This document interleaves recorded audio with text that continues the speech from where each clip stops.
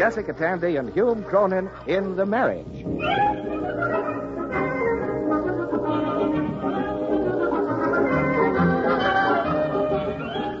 The sponsors of this program offer no endorsement of the opinions, philosophies, stubbornness, or confusion of the persons represented therein.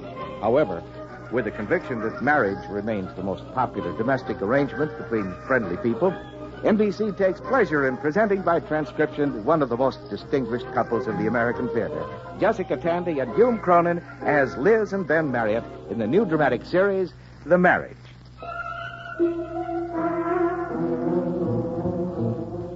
Even the most discreet of family men are guilty of tossing out an occasional boomerang, a boomerang known technically as the unwise statement.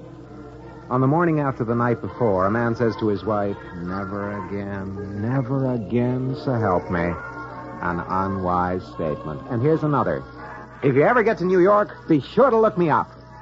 Well, it was statement number 2 that came winging back to hit us the other night. Emily and Pete were in bed. Liz was writing some letters, and I was putting a new plug on a light cord. It always makes me nervous to watch someone fiddle around with electricity. Are you sure you know what you're doing? Perfectly. Where did those pliers go? You're sitting on them.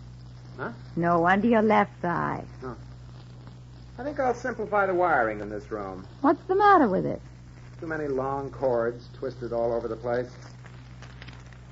I wonder why I have so many little bolts. Maybe you should just simplify the toolbox. Ben. Yeah? I think we've got a slight problem we have to consider. What? A telegram that came today. Where? Where is it? Who's it from? My dear, open-hearted husband. It's from that first citizen of Elkhart, Kansas, our beloved but slightly overwhelming benefactor, Mr. Frederick Hetzell. Fred Hetzell? After all this time? Fred Hetzell, after all this time.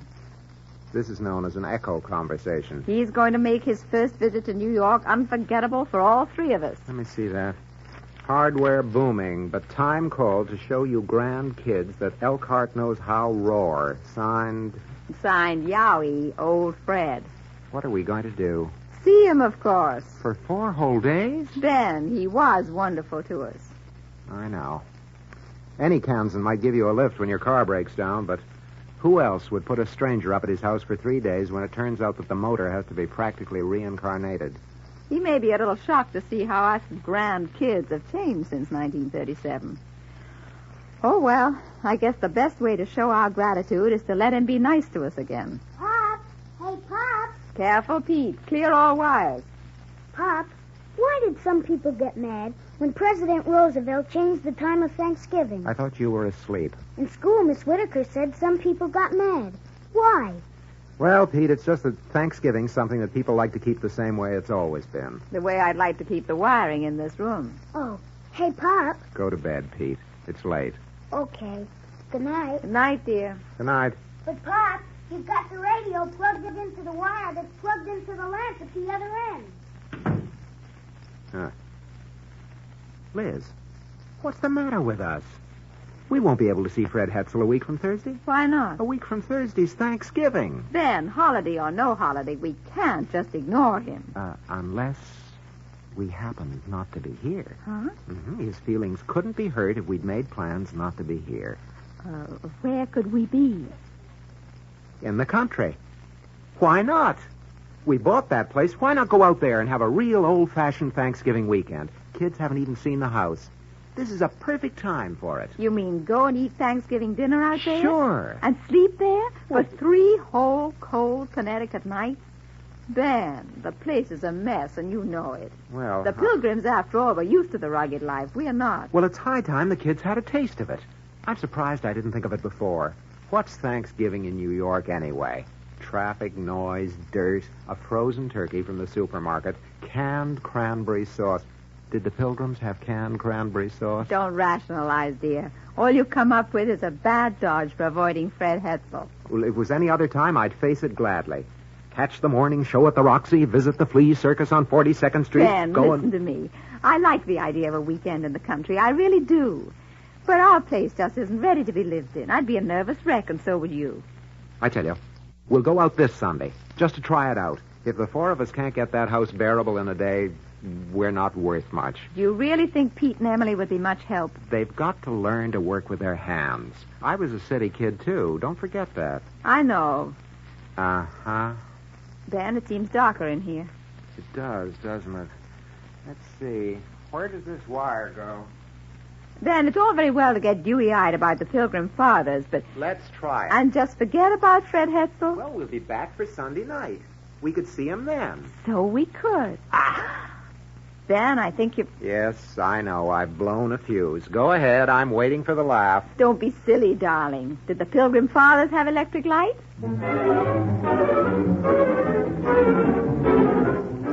At first, Emily and Pete were a little disconcerted by the notion of bringing civilization to the wilderness. But since it was our own wilderness, newly acquired a couple of weeks before, they finally agreed to the experiment. The drive out to Connecticut early Sunday morning was a joy. And the arrival at our ancient, charming, unpaid-for place was ecstatic. Hey, this is terrific. Look at those Keno woods.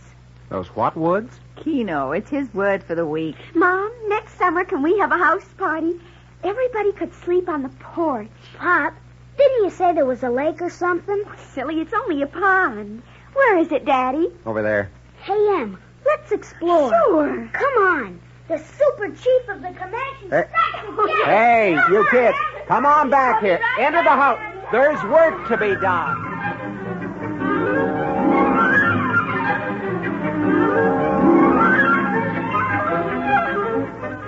They were gone. I followed Liz into the kitchen with my tool chest and a can of kerosene to see if I could get the old oil stove working. I couldn't. Emily showed up a few minutes later and began poking around with a broom in a desultory fashion. I went on the warpath looking for Pete, the vanishing American. I felt as if we belonged to rival tribes. What happened was that he found me in a thicket. Pop, what are you doing? You caught or something? Never mind. Now, look, you go right back to the house. Do you remember what I said? Everybody has to help. Sure, Pop. Like I said, I want to help. Come on, now. You know, this place is Keno. Mm-hmm. What do you want me to do, chop down a tree? We'll work up to that gradually. Just start by pulling those vines loose. They keep the back door from opening. Okay, you bet. Sure thing.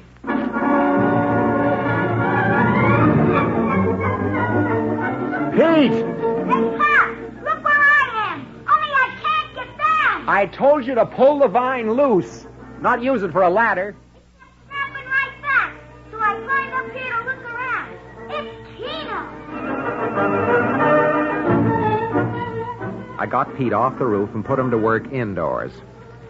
The attic had a couple of loose floorboards. I handed him a hammer and some long nails and went downstairs to help Liz out with a big, beautiful brass bed. They're in as far as they'll go. Good boy. I'll come up and check.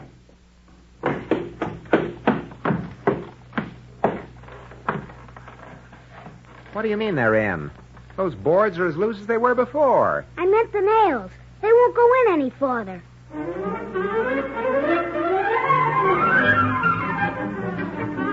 The two loose boards looked like a pair of disheveled porcupines, prickly with nails at every conceivable angle, nails that fell out when I brushed them with my hand. The tough old wood had been too much for Pete's way with a hammer. He even put up a fight against my own technique, but I made it. Everything all right? Down here, we were sort of showered. With chipped paint. Where's Pete? Daddy, I think I'm going to sleep on this old mattress. It's not so very moldy. Where's Pete? He went to collect firewood. Does he think he can just pick up firewood, like driftwood on the beach? He took the hatchet. Oh, well, that's just Keno.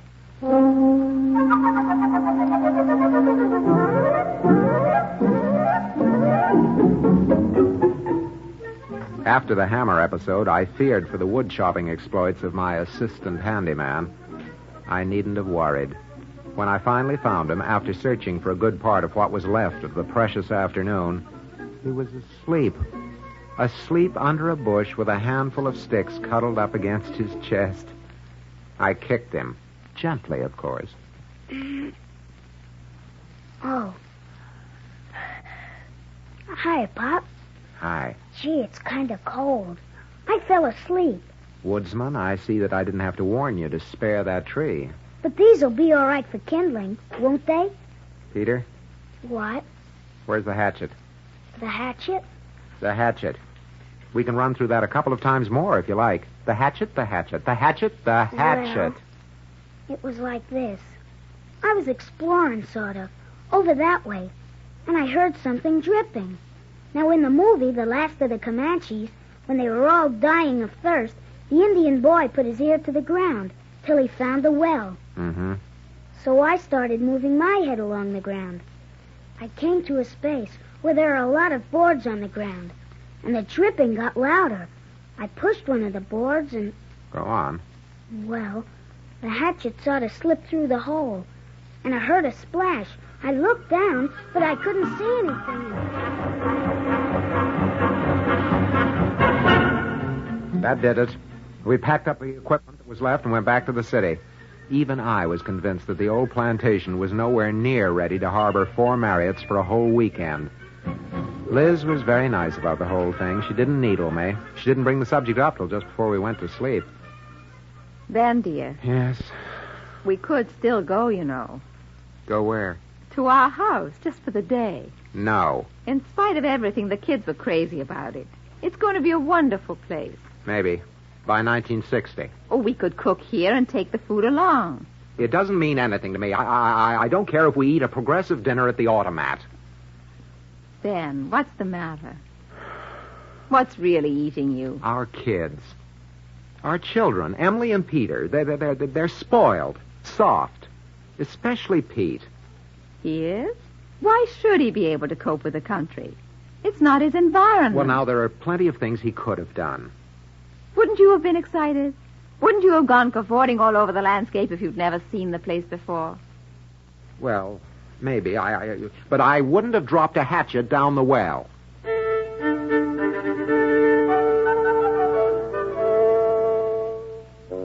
Thanksgiving Day arrived and was distinctly spiritless in the Marriott household. Liz knocked herself out on the turkey and fixings, but right after dinner, Emily went to her football game and Pete went to his movie. It was entitled Sioux Uprising. I went for a walk in the trackless wilds of Greenwich Village, and Liz took a nap. In the evening, we reconvened, but no one volunteered to share his experiences of the day. After a while, Pete went to bed. Answer, will you, Emily? Yes, Mother. You kidding? Every time it rings, she's there with the speed of light. Hello? Yes, it is. No, I'm not. I'm her daughter. Uncle who?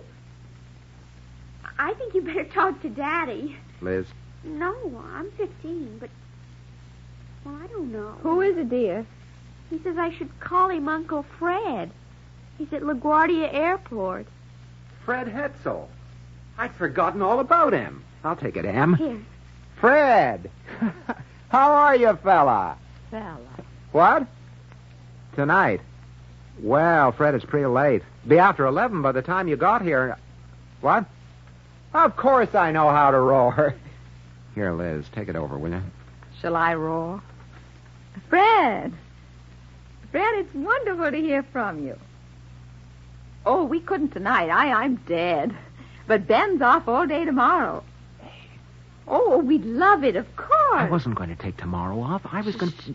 That's right, the whole weekend. No special ideas. Oh, you do? Well, we've seen quite a bit, really, but... Oh, of course, Fred. We'll be ready. See you tomorrow, then. Good night. He isn't a real uncle, is he, Daddy? No, Emily. Bogus. He's a very nice hardware man who was kind to your mother and me in Kansas in 1937. Sounds kind of spooky. Don't try to understand, dear. Let's all go to bed. Your father and I have to be in a sort of a track meet tomorrow. I don't get it, but, well, good luck. Good night. Good night, Em. Good night, Em. Well, what's on the Hetzell program? Everything. Fred says he's always heard New Yorkers are the last ones to see the sights of their own city. Huh. He's going to make us kids exceptions by taking us on the grand tour. Doesn't he know the kids with kids are exceptions already? We've been everywhere. Obviously not. Why didn't you tell him? Ben, how could we? He's so happy to be here. Does he know where to take us? Well, if not, he'll find out.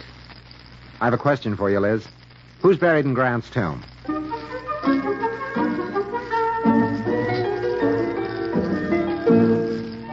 On Friday morning, old Fred hit the doorstep. He hardly gave us a chance to say hello. Man, oh, man, do I love you both. Well, Don't Fred, start yapping now. We'll catch up on the way. You kids are really going to see your own city. Say, have you heard about the stove salesman who lost his nerve when the heat was on?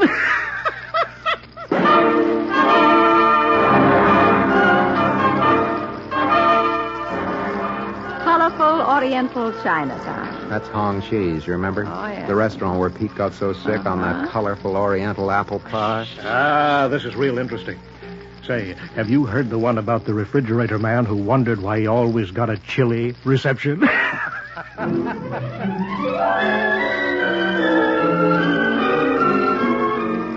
But did they have to make the Statue of Liberty so tall? Ben, I couldn't even make these steps 10 years ago. Hang on to me, dear.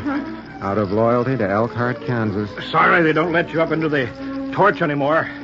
Boy, is this great for the old leg muscles. So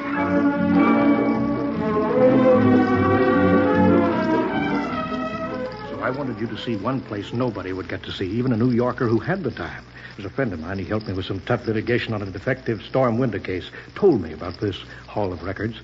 It's got property deeds dating from 1653. But Fred, Ben's a lawyer, too. Naturally, this is a mighty useful place to know about. Are we going anywhere else, Fred? You bet your life. Which reminds me, you kids ever listen to Groucho Marx? We certainly do. Oh, I love that gag of his. You know the one I mean. Tell me, who's buried in Grant's tomb?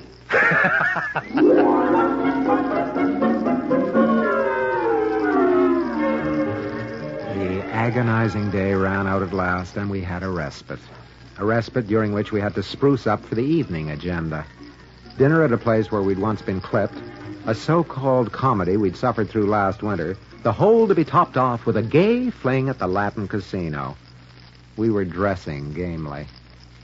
I feel as if today were a milestone, like my 70th birthday. A client of mine saw me on that parachute jump. I wonder what he was doing there. Maybe he was being nice to a man who'd once been nice to him in Kansas. Well, that does it. What? Shoelace. Go barefoot. Liz, I haven't the strength to answer any more questions, Ben. I'll make it a statement then. Numbness may save us tonight, but what about tomorrow? No fair. That's a question. Fred said that tomorrow we were going to... I know. Can I come in now? Yes, you may. Where are you going? Everywhere, dear. With this guy? Yes, Pete?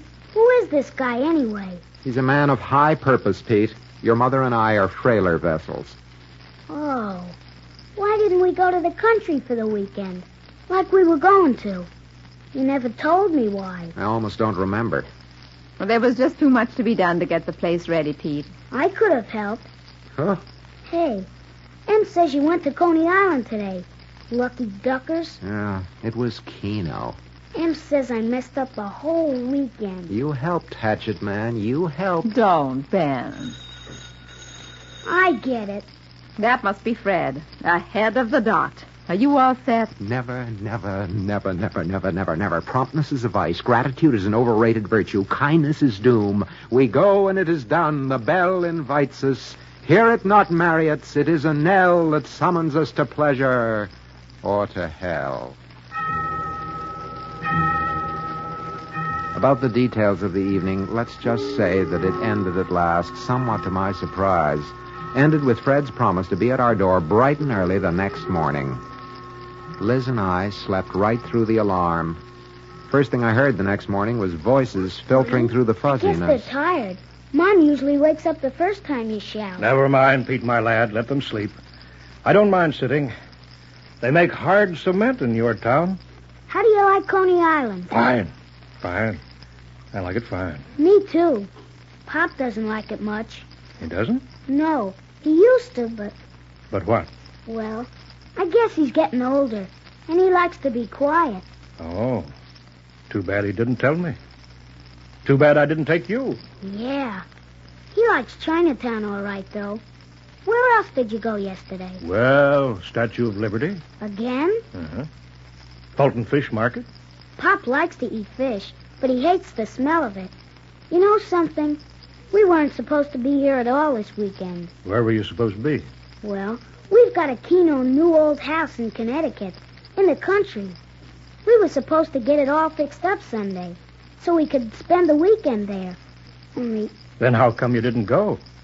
On account of your Uncle Fred? I don't know, maybe. Only it's still kind of a mess out there.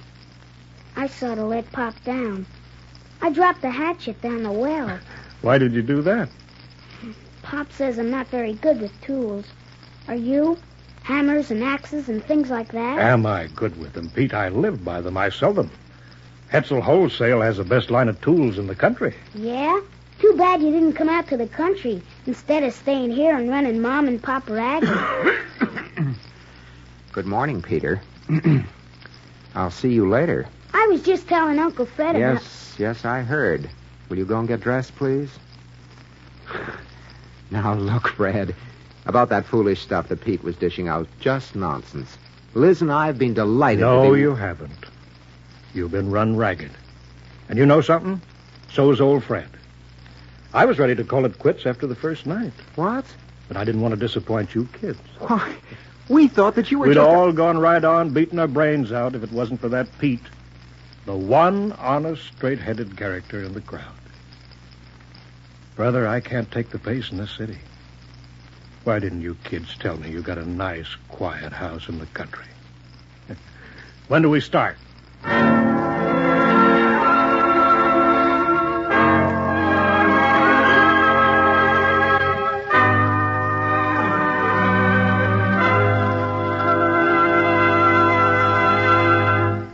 Ben and Liz Marriott will be back in just a moment. In the meantime, let us extend an invitation on behalf of our stars, Jessica Tandy and Hugh Cronin, as well as the National Broadcasting Company, to all of you to drop by next week at this time for another half-hour observation and transcription of the marriage. Written this week by John McGifford, with Denise Alexander as Emily and David Pfeffer as Pete. Fred Hetzell was played by Wendell Holmes. The Marriage is an NBC Radio Network production, directed by Edward King. This is Bob Denton speaking. Tired, Liz? Exhausted. Today was something like Thanksgiving, wasn't it? Wonderful. You know, Peter certainly knows how to handle people. Better than we do. At least friendly Kansans. I guess you'll learn to handle things, too, after a while. What are you talking about? Oh, Fred told me. Pete dropped the rake in the pond. Now, what was he doing, for heaven's sake? Trying to catch fish. Oh. Good night. Good night, darling.